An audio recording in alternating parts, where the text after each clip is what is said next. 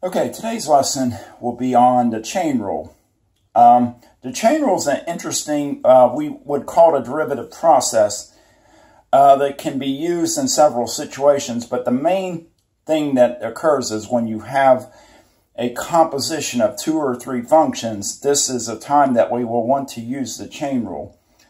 That's one of the things that makes it so important and unusual. The other thing about the chain rule that we keep in mind is it can be used in multiple situations, and you'll find out throughout applied calculus course or regular calculus course that the chain rule can be used with exponents, roots, trig functions, logarithmic functions, exponential functions. It can be used just about any type of function that we have. So what we're going to do is just talk about a general rule. Now the chain rule is a little bit more delicate, is the word I'm going to use in how we write a formula. One of the formulas you might see out there will be, this is kind of more in the dy dx form instead of the y prime as the derivative. But dy dx does mean derivative. And as you can see, we can break it down into dy du times du dx. So how does this work? And what's the meaning of this? And why are we using this extra variable u? And we'll talk about how that all plays out. To really learn the chain rule, you almost have to do it by example, because it's really the only way you can familiarize yourself with breaking these down is to work examples. And just starting out, what we're going to do is start with compositions of 2 functions. And this is the first example we're going to do. We are going to find a derivative of y equals the quantity of x squared minus 3x to the 8th power. So as you can see, we do have a composition of 2 functions. We literally have a function x squared minus 3x within the other function, which is a power of 8. So what we're going to do is a substitution here to kind of help us with this, breaking this problem down, or how to unravel it, so to speak, so that it will work. So I'm going to let u be x squared minus 3x. And this would now make this formula, if we plug u in it, it would be u to the 8th. And this gives us something that looks more like something that we can take the derivative of because of the power rule. But to do that, we need to also have something to represent, because we broke it down as dy dx is dy du, which we can do here. We need something to represent the du dx part. Well, that will come from here. So instead of writing du dx, I'm just going to write du.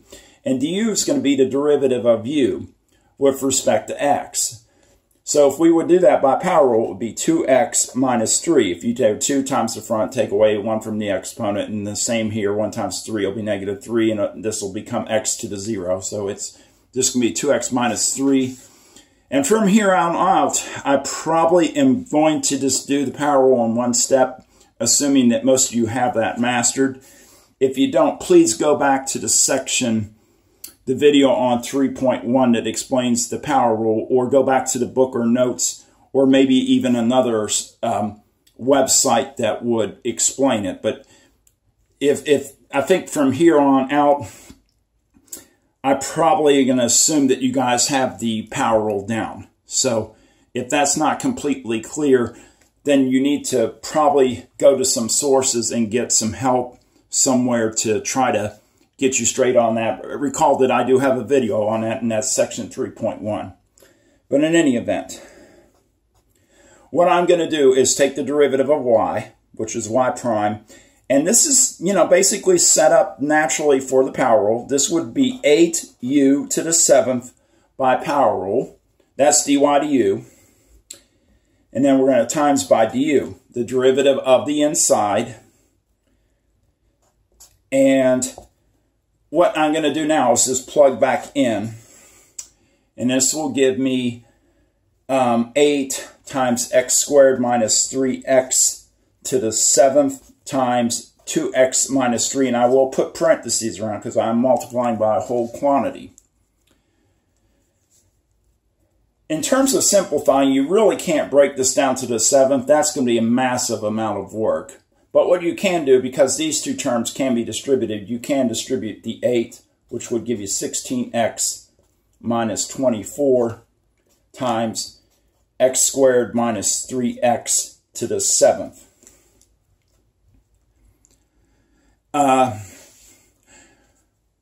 There sort of is a shortcut, but let me explain one thing once we've, kind of gone through this process. Really what happens when we go from the original problem to the derivative, from here to here, is we basically are doing the power rule on the outside. So 8 times the front, take away 1 will be 7. And notice we carry the base down. But then the key is we multiply by what's called the derivative of the inside, as they refer to it. And you'll see that pattern in almost every chain rule problem, is that you'll basically do the main derivative part times the derivative of the inside. So I will mention that. The other thing is, too, with chain rule problems, you can think of it as inside, outside. And in this problem, the inside is x squared minus 3x. The outside is the 8th power. And typically with inside, outside, we make the inside the u. Okay, let's do one more that is in a form of a power. And as you can see, this kind of has a similar setup as the last one. We have x squared minus 2x to the 9th, and our function is f of x. So again, I'm going to pick my u, which would be the inside, which would be x squared minus 2x, and the derivative of that by power rule would be 2x minus 2. Okay, I'm going to rewrite the problem.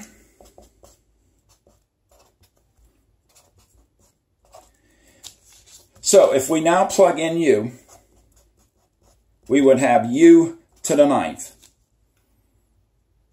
Using that u, and our derivative by chain rule would be 9u to the 8th by power rule times the derivative of the inside, which is du, which turns out to be 9 times x squared minus 2x to the 8th power times, and again I have to use parentheses, which is going to be times 2x minus 2. And again, I can distribute that part, so it would be 8x minus 18 times x squared minus 2x to the 8th. And that is my solution using the chain rule. Okay, let me show you a couple other situations where the chain rule can be used. And I will come back to the chain rule on multiple situations throughout this course. Because, like I said, we're going to revisit the chain rule when we talk about exponential functions, logarithmic functions, and trig functions. They all can apply to chain rule. But for right now, we're worried more about really situations that are polynomials and roots. So, or possibly, expressions that have the polynomial in the denominator. But those are kind of the three situations we're going to look at today. And that's mostly what our book focuses on. But in this next example, I'm going to show you how to do something with a square root doing the chain rule. So suppose we had the square root of x squared minus 5x, and we're taking the derivative. Well, again, we are going to do the chain rule here, because we basically have an inside. It's x squared minus 5x, and the outside is the square root. Well, as you remember from section 3.1 on the power rule, anytime you have a square root or cube root or any radical expression, the best thing to do to take the derivative is to write it in the fraction exponent form, which this would be the 1/2 power. And then from there, we could essentially do the derivative of u. Remember, u will be x squared minus 5x. The derivative of that would be 2x minus 5. And now we can get this in the form of u to the 1/2, which now we can take the derivative using the chain rule, which would be 1/2 times the front, and take away 1 from the exponent. I actually am going to work the power rule out here, times du. This would give us 1/2 u to the negative 1/2 du. And I'm going to continue to write down here.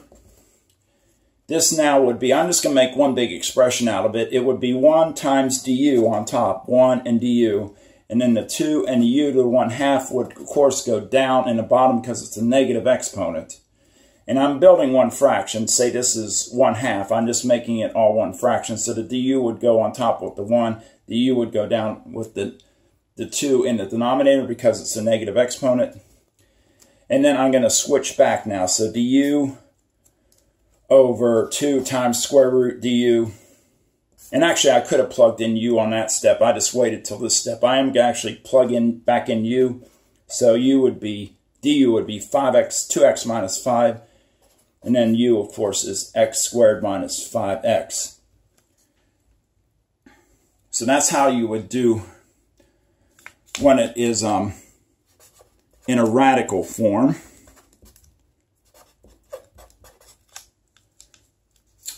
Let's do another one in radical form. And this one I'm going to do a cube root. I'll say, so let's say it's y is the cube root of x squared minus 6x. By the way, I didn't get all the printouts for this unit, but so I'm not doing problems that are identical to my PowerPoint, but please feel free to go in and do those and then try them and check them. These are very similar type problems because I think I did a square root problem and a cube root problem. One had x in the denominator, so they're the same types of problems, just kind of different numbers. So hopefully this will help you, demonstrate how to work through the problems and go, do the PowerPoint problems, do the problems in the book. But I just thought I would mention that I'm not doing the examples that are in my PowerPoint presentation. Anyway, let's go back to this one. So we have the cube root of x squared minus 6x. And of course, our first gut reaction is always to get that in the fraction exponent form, which would be 1/3 power is cube root. So if we make it u to the 1/3 power, that will be the proper form that we will want to, get it in so we can do our substitution process.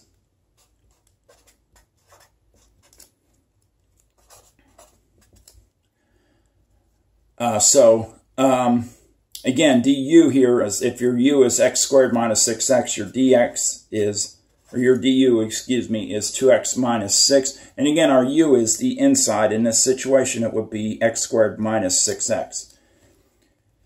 So if we do the power rule, with this expression, u to the 1/3 power, we'll get 1 times 3u to the 1/3 minus 1 times du. And that will be now 1/3 u to the negative 2/3 du. And again, what we're doing with this is we're going, main, power rule times derivative inside. All 4 problems I have done have essentially been that form. I'm going to cover this up just for a second. Basically, you're doing the power rule times the derivative of the inside. We're doing the power rule times the derivative of the inside. So they're always in that form. So power rule times the derivative of the inside. And it will be whatever, when we go on to other types of functions that aren't power rule problems, same rule apply. You'll do the main derivative times the derivative of the inside. But I'm going to substitute in. So this will give us, if we plug back in, we get this x squared minus 6, and that will all be to the negative 2/3 power times the derivative of the inside is 2x minus 6, and we do put that in parentheses. And I'm going to quickly just go ahead and move that downstairs. So the 2x minus 6 will go on top, and then you'll get 3 times x squared minus 6x to the 2/3 power now. And then we can switch that back to the cube root of, x squared minus 6x squared. So let me finish writing this.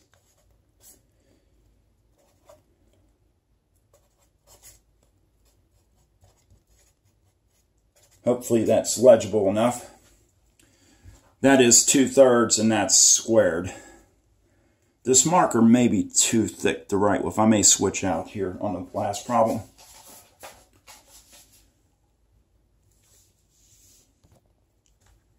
Okay, so just in case, I'm going to rewrite the final answer up here. It turned out to be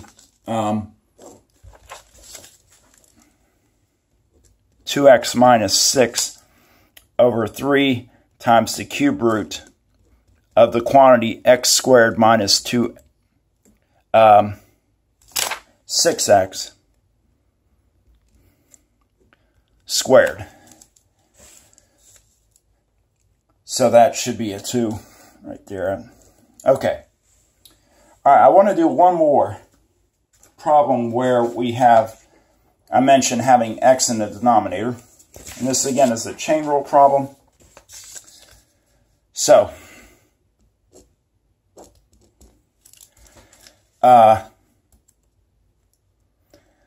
anyway, I'll give you an example. So let's do 1 over x squared plus 3 to the 7th.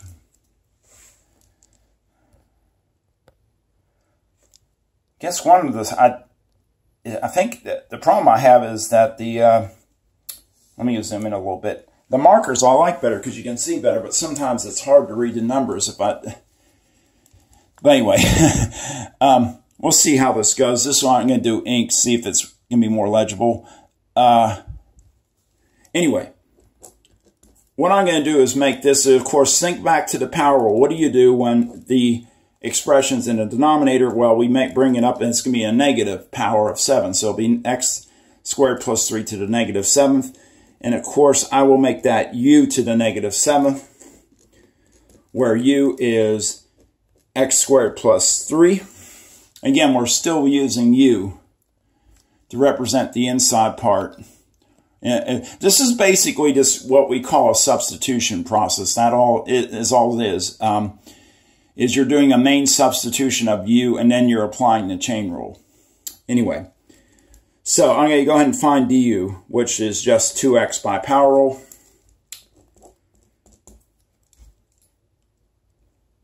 So my derivative of u to the 7th would be negative 7 times u to the negative 8th. Because negative 7, I meant to put a step in there here. I'll write it here. It's going to be negative 7 minus 1. And then, of course, we times by du. So you're going to end up with negative 7u to the negative 8th, because negative 1 minus 1, of course, is negative 8. And again, we're still multiplying by the derivative of the inside, as you can see. I'll write it. Let's substitute it back in the x squared plus 3 for u. And then my du, of course, is 2x. So you're still doing the timesing by the derivative of the inside, as you can see.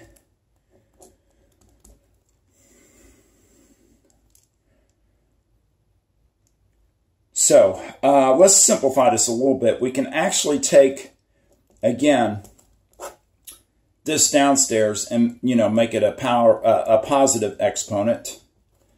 And if we do that now, 2x times, we can actually multiply this negative 7 and 2x because they stay on top. All three of these terms are multiplied anyway. But nonetheless, that would give you negative 14x over x squared plus 3 to the 8th.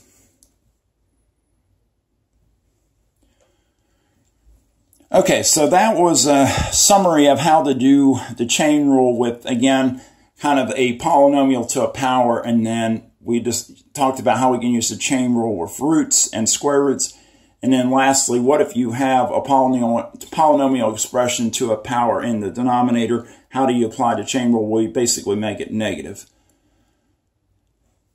So let's see how this works. I may do a little follow-up video on the chain rule if I get some requests for it. But right now, this will be the 5 examples I do. Again, I'll point out most of the problems in the book are kind of in this format. Either the radical in the denominator or like a power to a power kind of form that we just looked at. So that should, your examples should be in that kind of form. So it's just going to be a matter of practicing it. But in any event, feel free to, by email requests I probably could do a part 2 video, maybe of some other types. But for right now, see how this works.